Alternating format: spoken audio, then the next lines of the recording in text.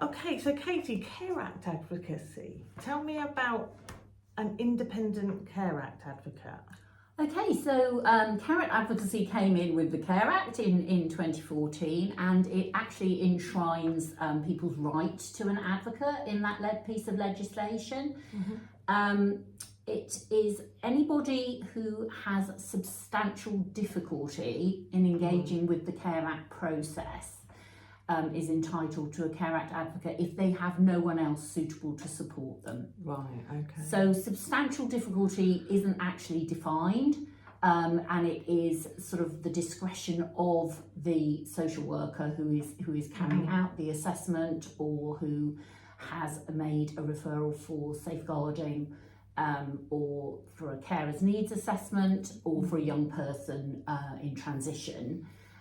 If they feel that the person has a substantial difficulty in engaging with the process, it could be for cognitive reasons, or it could be a communication difficulty, and that person, they feel that person would benefit from the support of an independent advocate. The referral has to be made by the social worker. People can't self-refer. They can't self-refer, right, yeah. And the only exception to that is for a safeguarding referral, where the care provider can refer if they're instructed to by the safeguarding social worker. Yeah. So can you give me kind of like an example of where we might use a Care Act advocate? So yeah, I can. So we recently had a client who'd had a series of strokes and was finding communication very difficult. And so the Care Act advocate, went out. They were having a needs assessment. That was what the referral was for. And so the Care Act advocate went out and met with the client, and because they're independent from everyone else, they were able to sort of engage with the client, spend quite a lot of time with him and encouraging him, and he was very self-conscious about his speech impairment sort of following the stroke. So it did take a long time, but with visual aids and with writing things down and going back and rechecking that was what he wanted to say, that things that he felt that he needed that would be important to his quality of life, we were able to sort of support him in the assessment and make sure that those things were brought to the front of the process.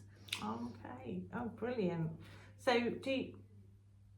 So you go into hospitals and things like that? And you're saying this chap had some strokes? Yeah. So was he in hospital at the time? He was in a rehab unit. He was in a rehab. Yeah. But we work. I mean, obviously the Care Act covers everywhere. So we're in hospitals, we're in care. We go to care homes, we go to people's individual homes. Wherever we're needed.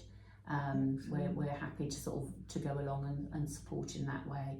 We do need a bit of notice for assessments. So if you're planning on doing an assessment, put the referral in sort of sooner rather than later, and then we can liaise with you on what's the best time for that. So what's the sort of so you mentioned that with the referral process, there's for different advocates there's some slightly different sort of criteria for the referrals. So what's the key kind of important bit for people to remember when referring for it's the substantial difficulty, which again, as I said, it's not defined. So that's whatever you feel is a substantial difficulty.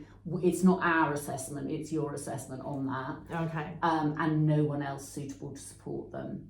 Okay. So it could be, if you're looking at a young person in transition, it could be that they have a parent, but the parent is maybe takes over a bit, and people feel that the young person's voice isn't getting heard, and so then that would be appropriate time to sort of instruct an independent advocate who could arrange to meet that young person in private and talk through with them what their views and wishes are. Wonderful.